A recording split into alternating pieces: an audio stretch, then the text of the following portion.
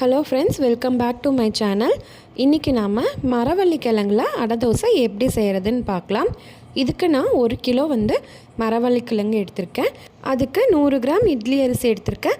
50 gram கடலைப்பருப்பு, 50 gram துவரம்பருப்பு ரெண்டையும் ஒன்றா சேர்த்துட்டு நல்லா வாஷ் பண்ணிவிட்டு தண்ணி ஊற்றி ஓவர் நைட் ஊற வச்சிடணும். அடுத்த நாள் காலையில் நம்ம ஊற வச்ச எல்லாத்தையுமே சேர்த்து ஒன்றா அரைக்க போகிறோம். மரவள்ளி கிழங்க தோல் எடுத்துகிட்டு இது மாதிரி துருவி வச்சுக்கோங்க. 5 வரமிளகாய் எடுத்திருக்கேன், 1 ஸ்பூன் ஜீரகம் எடுத்திருக்கேன். இது எல்லாத்தையும் நம்ம அரைக்க போகிறோம்.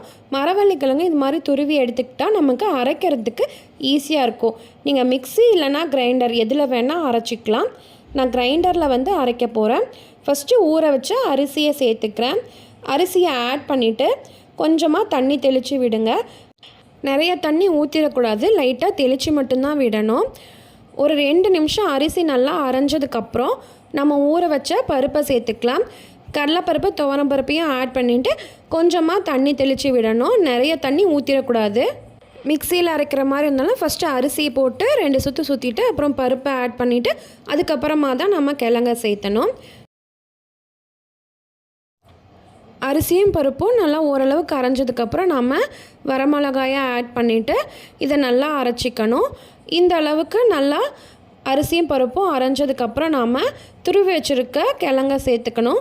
கொஞ்சம் கொஞ்சமாக ஆட் பண்ணுங்கள், தண்ணியே சேர்க்கக்கூடாது. ஏன்னா கிழங்குலையே நல்லா தண்ணி விடும். அதனால் கொஞ்சம் கொஞ்சமாக சேர்த்தணும். ரொம்ப நைஸாக அரிசி மாவு ஆட்டுற மாதிரி ஆட்டிடக்கூடாது. கொஞ்சம் நரம் தான் இருக்கணும். இந்த அளவுக்கு மாவு நல்லா அரைஞ்சதுக்கப்புறம் நம்ம எடுத்து வச்ச ஜீரகத்தையும் சேர்த்து இது மாதிரி நரன்னு அரைச்சி எடுத்துக்கணும். ரொம்ப நைஸாக எடுத்துடக்கூடாது. ஜீரகத்தை முன்னாடியும் சேர்த்தக்கூடாது. நம்ம எடுக்கிறதுக்கு ஒரு 2 நிமிஷத்துக்கு முன்னாடி ஜீரகம் சேர்த்துனா போதும். இப்போ நம்ம அரைச்ச மாவு கூட வெங்காயம் தாளித்து சேர்த்துக்கலாம். ஒரு கடாயில் கொஞ்சமாக எண்ணெய் விட்டு அதில் கடுகு, உளுத்தம்பருப்பு, கடலைப்பருப்பு சேர்த்துட்டு நல்லா கலர் சேஞ்ச் ஆனதுக்கப்புறம் கருவேப்பிலையும் கட் பண்ணி வச்ச பெரிய வெங்காயத்தையும் சேர்த்து நல்லா வதக்கிட்டு நல்லா ஆறுனதுக்கப்புறம் நம்ம அரைச்சி வச்ச மாவில் ஆட் பண்ணிக்கலாம். கொஞ்சமாக உப்பு சேர்த்து வதக்கினா வெங்காயம் நல்லா சீக்கிரமாக வதங்கிடும். நல்லா வதங்கி கலர் சேஞ்ச் ஆகணும். அது வரைக்கும் நல்லா வதக்கி விட்டுடலாம்.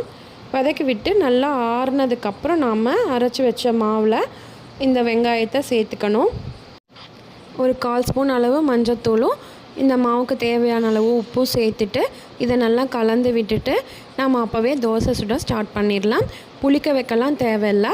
காலையில் அரைச்சி அப்படியே தோசை சுட்டுடலாம். தோசைக்கல் நல்லா சூடானதுக்கப்புறம் இது மாதிரி கொஞ்சமாக மாவு எடுத்து கையிலேயே இது மாதிரி நல்லா தட்டி விடுங்க. ரொம்ப மெலிசாகவும் இருக்கக்கூடாது, ரொம்ப மொத்தமாகவும் இருக்கக்கூடாது, மீடியமாக இருக்கணும். கொஞ்சமாக கையில் தண்ணி தொட்டு இது மாதிரி நல்லா பரப்பி விடுங்க. ஒரு 2 நிமிஷம் தோசை நல்லா வெந்ததுக்கப்புறம் நம்ம எண்ணெய் சேர்த்துக்கலாம். இந்த மாவு நம்ம அடுத்த நாள் வச்சு யூஸ் பண்ண முடியாது. நீங்கள் மார்னிங் அரைச்சிங்கன்னா ஈவினிங் வரைக்கும் தோசை சுட்டு முடிச்சிடணும். அடுத்த நாளுக்கு நல்லா இருக்காது. ஒன் சைடு நல்லா வெந்ததுக்கப்புறம் இது மாதிரி திருப்பி போட்டு மேலேயும் கொஞ்சம் எண்ணெய் தடவி விடுங்க. தடவி விட்டு 2 பக்கமும் நல்லா திருப்பி போட்டு தோசை நல்லா வெந்ததுக்கப்புறம் நம்ம எடுத்து சர்வ் பண்ணலாம். இது கூட தேங்காய் சட்னி, கார சட்னி எதுனாலும் நல்லாயிருக்கும். இல்லை நீங்கள் அப்படியே சாப்பிட்டாலுமே இந்த தோசை நல்லா டேஸ்ட்டாக இருக்கும். நீங்களும் ட்ரை பண்ணி பாருங்கள்.